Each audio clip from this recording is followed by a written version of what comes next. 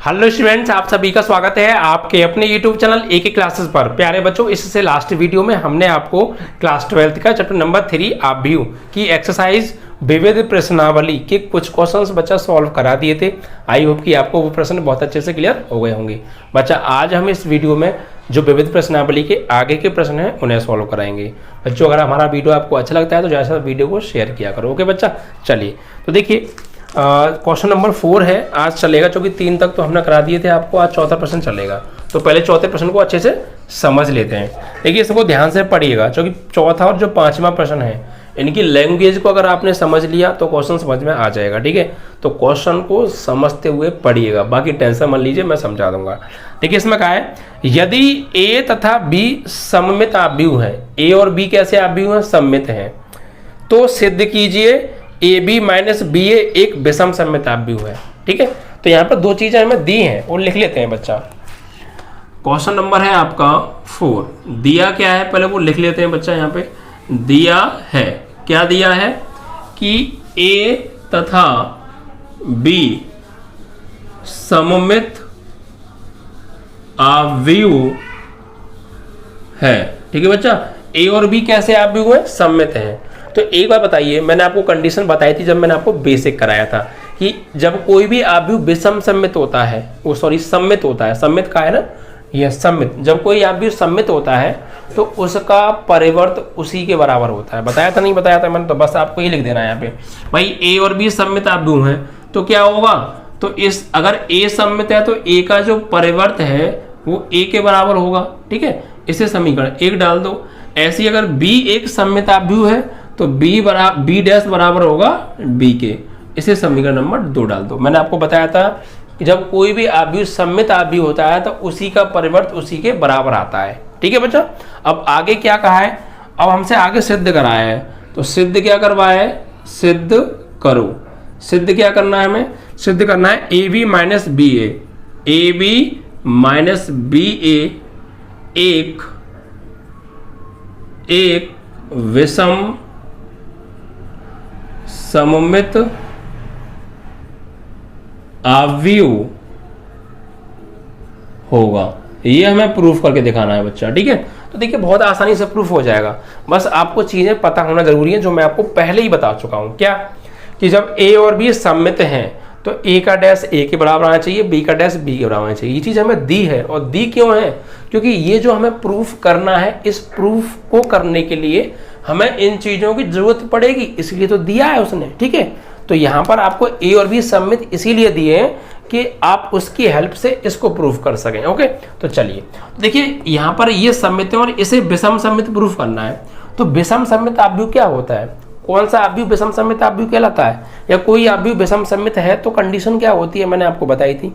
जब कोई आव्यूह विषम सममित आव्यूह होता है तो उस आव्यूह का जो परिवर्त है उसके नेगेटिव के बराबर आता है, उसी आव्यूह को नेगेटिव के बराबर आता है, जिसे हम विषम सममित आव्यूह कहते हैं। ठीक है बच्चा, जैसे समझ लीजिए, इस सवाल को करने के लिए 2-4 चीजें हैं, उन्हें आप पहले साइड में समझ लीजिए। मैं पहले भी आपको बता चुका हूं। क्या? देखिए सममित आव्यूह होता है तो उसका परिवर्त उसी के बराबर आता है, एक बात। दूसरी बात कि जब कोई आव्यूह विषम सममित है, विषम सममित की कंडीशन क्या थी?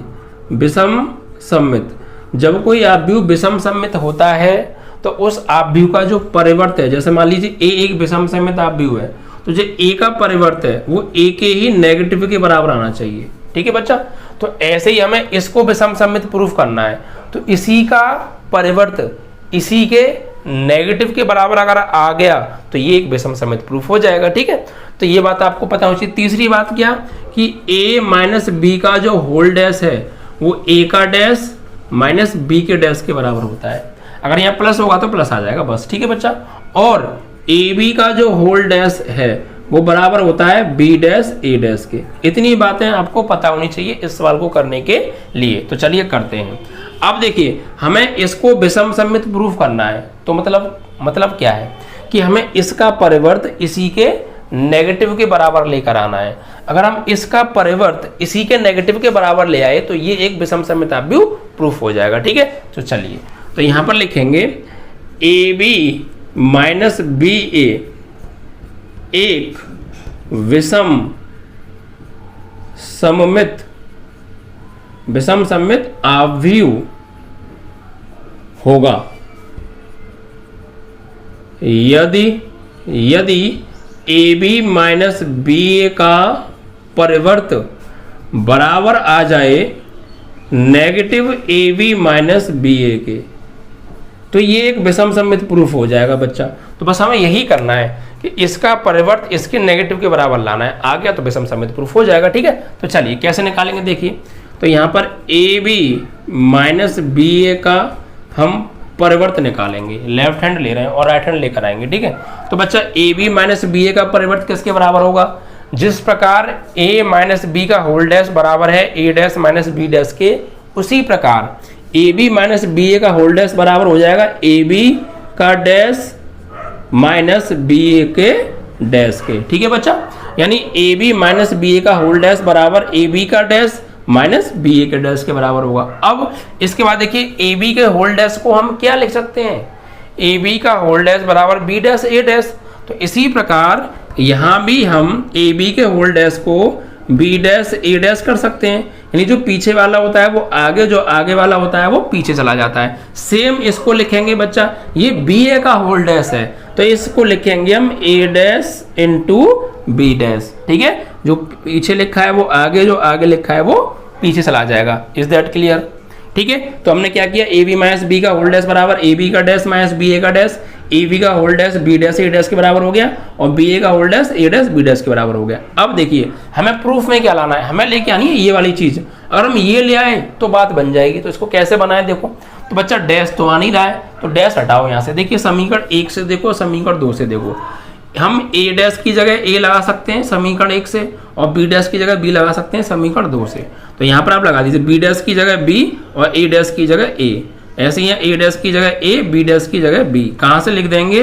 समीकरण 1 व 2 से हमने ये वैल्यू लगाई है।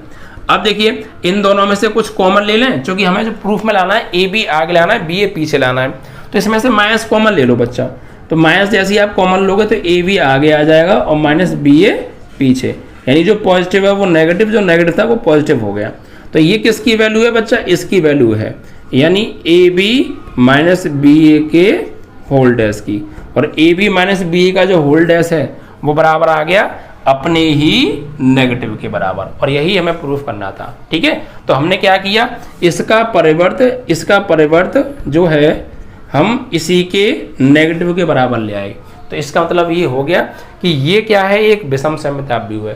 क्योंकि जब किसी आव्यूह का परिवर्त उसी के नेगेटिव के बराबर आ जाता है तो वह आव्यूह परिवर्त विषम सममित आव्यूह कहलाता है। तो यहाँ लिखेंगे अतः AB माइनस BA एक विषम सममित आव्यूह है। ठीक है बच्चा, यहाँ पे इसको जो है IHS भी आप लिख सकते हैं। तो इस तरीके से आपका क्वेश्चन नंबर जो है 4 फिनिश हो गया।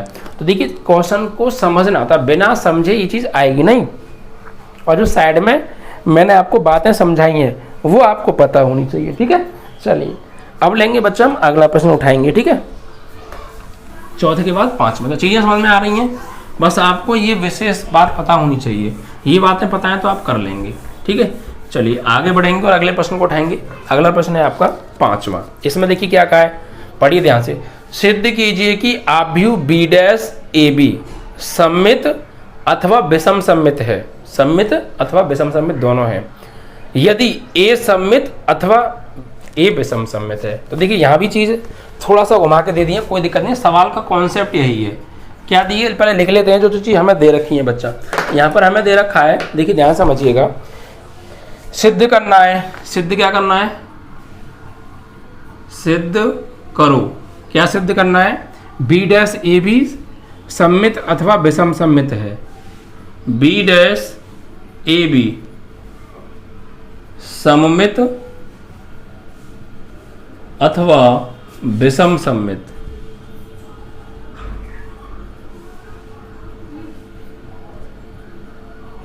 है। ठीक है बच्चा, कब?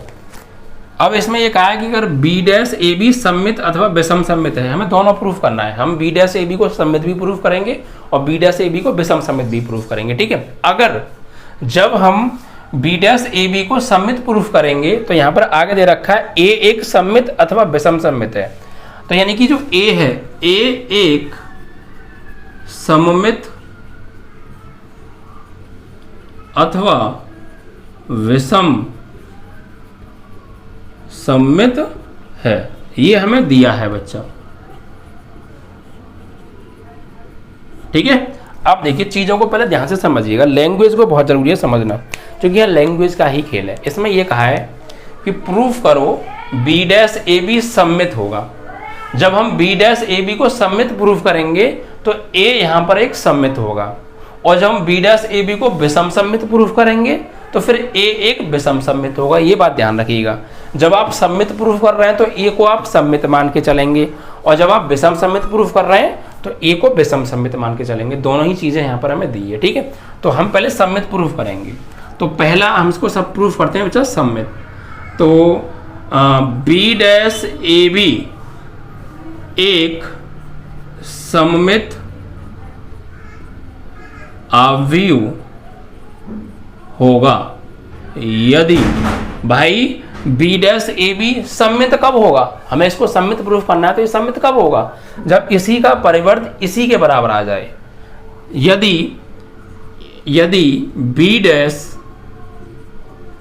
ए बी बराबर आ जाए बी डैश ए बी के परिवर्त के। ठीक है, जब कोई आव्यूह अपने ही परिवर्त के बराबर होता है तो वह आव्यूह सममित आव्यूह कहलाता है। ठीक है, तो बस यही चीज हमें इसको सममित प्रूफ करना है। तो मतलब इसका परिवर्त इसी के बराबर आना चाहिए, तो ये सममित प्रूफ हो जाएगा।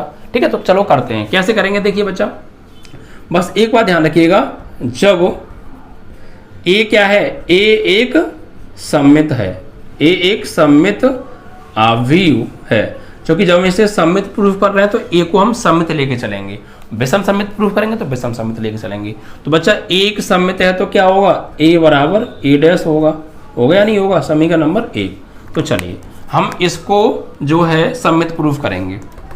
तो हम इसका क्या निकालते हैं, इसका परिवर्त निकालेंगे।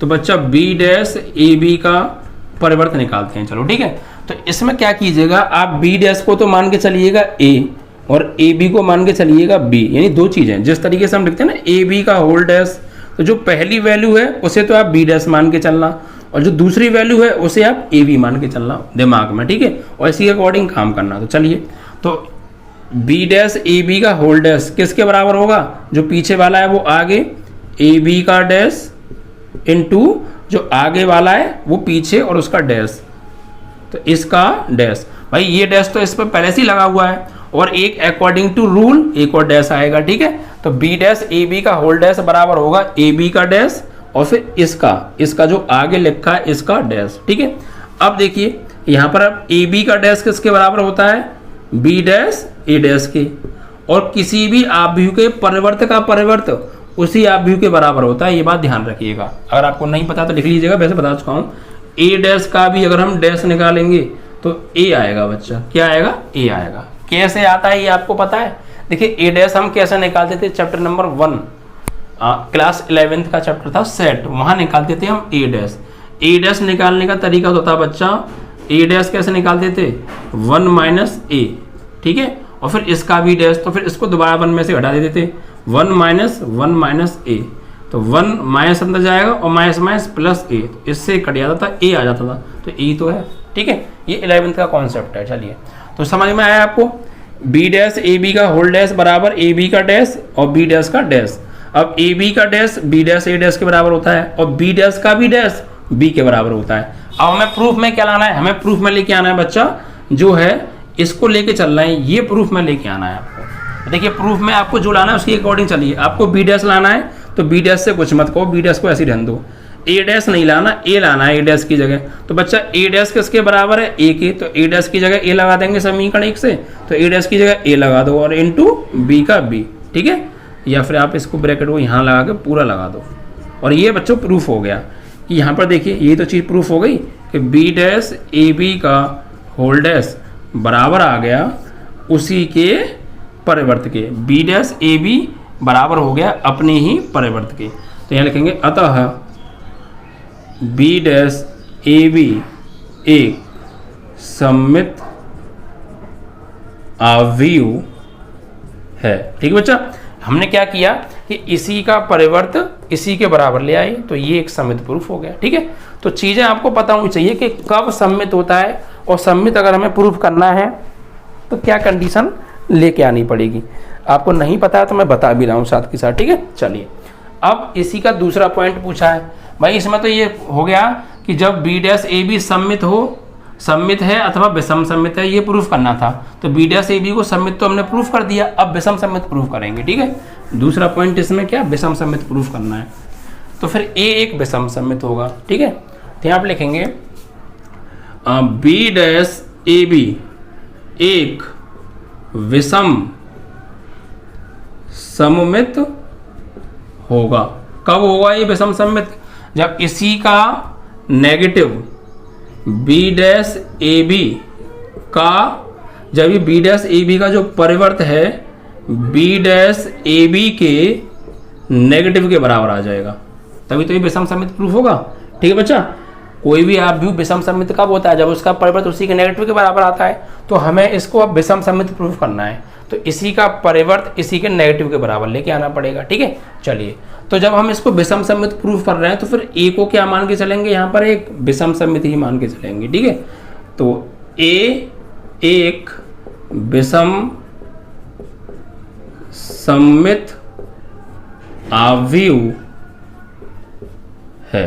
तो बच्चा ए एक विषम सममित अवयव है, तो क्या होगा, ए का जो परिवर्त है वो नेगेटिव ए के बराबर आ जाएगा। ठीक है, हमने आपसे क्या कहा था, जब आप इसको सममित प्रूफ करोगे तो ए को सममित मान के चलेंगे, और जब आप इसको विषम सममित प्रूफ करोगे तो ए को विषम सममित मान के चलेंगे। ठीक है, चलिए तो अब देखिए हम क्या निकालेंगे, ये चीज निकाल रहे हैं, बी डैश ए बी का होल डैश की वैल्यू निकालेंगे।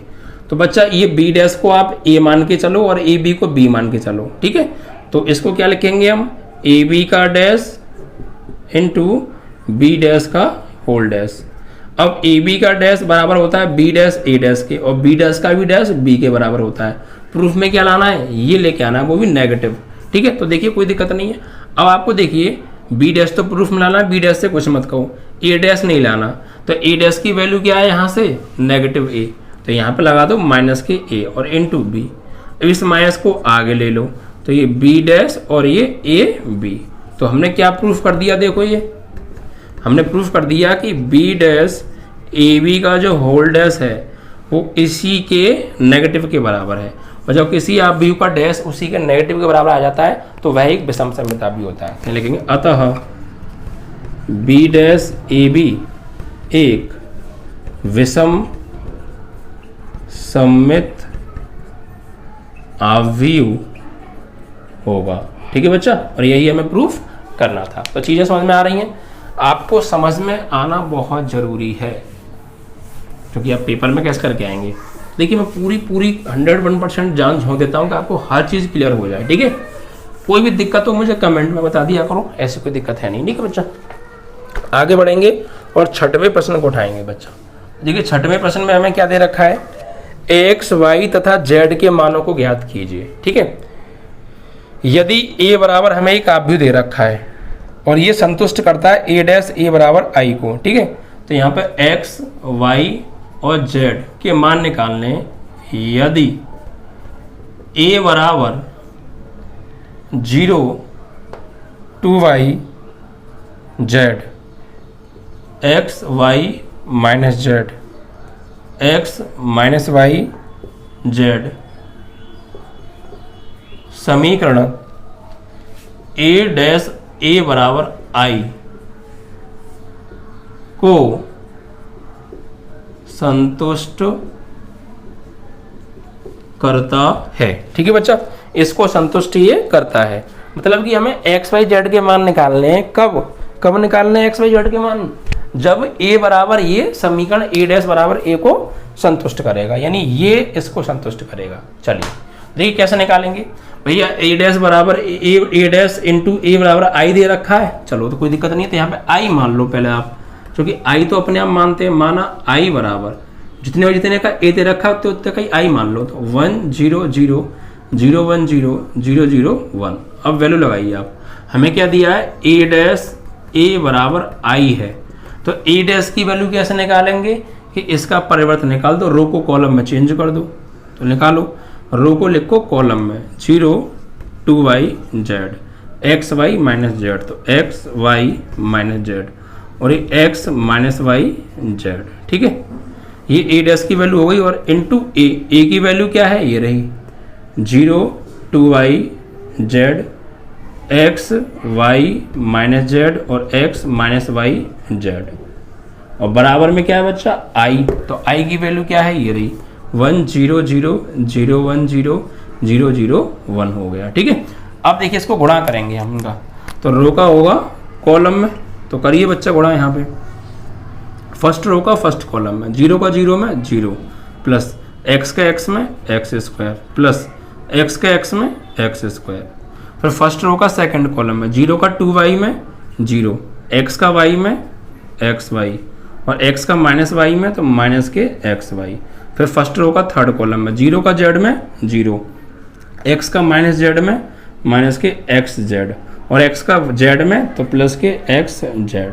तो फर्स्ट रो का तीनों कॉलम्स में हो गया, अब सेकंड रो का तीनों कॉलम्स में करो ऐसे ही। ठीक है, तो 2y का करेंगे 0 में तो 0, y का करेंगे x में तो एक्स वाई और माइनस y का करेंगे x में तो माइनस के एक्स वाई, फिर सेकंड रो का सेकंड कॉलम में 2y का 2y में करेंगे तो 4y स्क्वायर, जो कि 2 दूनी 4 और y का y में y स्क्वायर, y का करेंगे y में तो y स्क्वायर और माइनस y का माइनस y में करेंगे तो माइनस माइनस प्लस के y स्क्वायर। ठीक है, फिर सेकंड रो का थर्ड कॉलम में तो 2y का z में करेंगे तो 2yz, फिर y का माइनस z में करेंगे तो माइनस के yz, फिर माइनस y का z में करेंगे तो माइनस के yz। ठीक है, इस तरीके से ये हमारी दूसरी रो का तीनों कॉलम्स में हो गया। अब तीसरी रो का करेंगे बच्चा, ध्यान से समझिएगा। तीसरी रो का पहले कॉलम में z का 0 में 0, माइनस z का x में माइनस के एक्स जेड और माइनस जेड का x में माइनस के एक्स जेड। ठीक है, फिर जो है नहीं हमने सही किया ना गुणा, z का 0 में 0, माइनस जेड का x में माइनस एक्स जेड और z का x में करेंगे तो प्लस के जेड एक्स आएगा। बच्चा ध्यान दीजिए दोबारा से, z का किया 0 में 0, माइनस जेड का x में माइनस एक्स जेड या जेड एक्स कह दो और प्लस जेड का प्लस x में तो प्लस के एक्स जेड। फिर थर्ड रो का सेकंड कॉलम में z का 2y में 2yz, फिर z का y में yz, फिर जो है भाई z का 2y में 2yz और माइनस z का y में करेंगे तो माइनस के yz आएगा। ठीक है, माइनस z का y में माइनस yz और प्लस z का माइनस y में तो माइनस के yz। अब थर्ड रो का थर्ड कॉलम में तो z का z में z स्क्वायर, माइनस z का माइनस z में प्लस z स्क्वायर और प्लस z का प्लस z में प्लस z स्क्वायर। इस तरीके से आपको दिख तो रहा है ना, नीचे पूरा तीनों रो का आपस में हमने गुणा कर दिया। चलो सही है, अब इधर आ जाओ बच्चा, यहाँ पे इधर यहाँ समझिएगा, एक्स स्क्वायर कितना हो गया। अच्छा, बराबर में भी चल रहा है, बराबर में आई चल रहा है बच्चा 1 0 0 0 1 0 0 0 1। अब इधर आ जाइए, तो बच्चा यहाँ जोड़ेंगे, देखो एक्स स्क्वायर कितना हो गया 2x square, x Y plus का और ये माइनस का, ये कट गए, ये प्लस माइनस के कट गए, ये प्लस माइनस के कट गए और देखो 1y स्क्वायर 2y स्क्वायर और 4y स्क्वायर 6y स्क्वायर, तो यहाँ तो 0 0 आ गया, यहाँ भी 0 आ गया, ये हो गया 6y स्क्वायर। यहाँ पे देखो माइनस का 1yz और माइनस का 1yz, माइनस के 2yz और प्लस के 2yz, ये आपस में कट गए तो यहाँ पे आ जाएगा 0।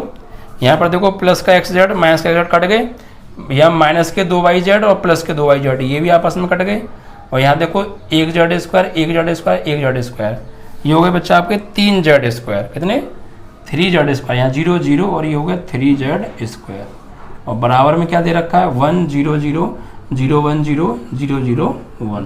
ठीक है बच्चा, चलिए तो चीज़ें समझ में आ रही हैं आपको। ओके, अब आगे सॉल्व करेंगे। देखिए तो यहाँ पर क्या होगा बच्चा, देखिए अब आगे आप सॉल्व करेंगे तो यहाँ पर तुलना करनी पड़ेगी आपको। यहाँ तुलना कर दी क्योंकि दोनों आप भी आपस में कैसे हैं, बराबर हैं और दोनों की क्रम भी समान है। 3 गुणा 3 का ये और 3 गुणा 3 का तो ये। जब दो आप भी आपस में बराबर हो, क्रम समान हो, तो संगत अवयव बराबर हो जाते हैं। तो यहाँ लिखेंगे संगत अवयवों की तुलना करने पर, तो तुलना हम उन्हीं की करेंगे जिसमें x y z आ रहे हैं। तो इसकी तुलना कर दो इसके साथ, तो 2x स्क्वायर बराबर 1, तो एक्स स्क्वायर बराबर 1/2, तो एक्स बराबर प्लस माइनस के 1/√2 आ जाएगा यहाँ से, ठीक है।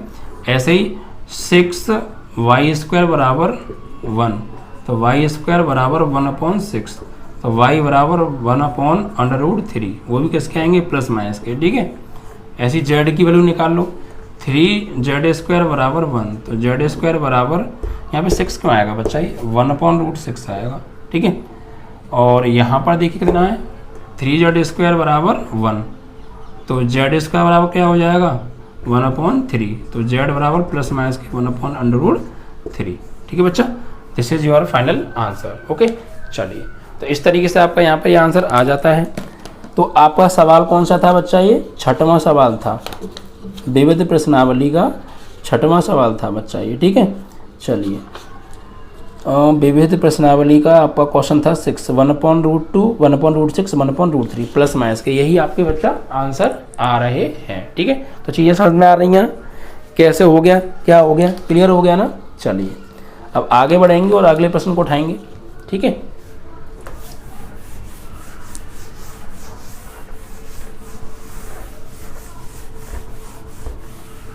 सातवां सवाल समझिएगा बच्चा। अब देखिए, 7वें सवाल में हमें क्या दे रखा है, x का मान निकालना है। x के मान के लिए हमें दे रखा है यहाँ पे 1 2 1 1 2 0 1 2 0 2 0 1 1 0 2, और यहाँ पर ये क्या दे रखा है 0 2x बराबर क्या है, 0 है। तो x का मान बताओ, यानी ये कंडीशन दी है तो x का मान बताओ। तो बहुत सिंपल है, पहले क्या करना है, आपको गुणा करना है। पहले इन दो अवयव का गुणा कर लो, फिर इनसे जो मिले उसका और इसका कर लेना गुणा, ठीक है।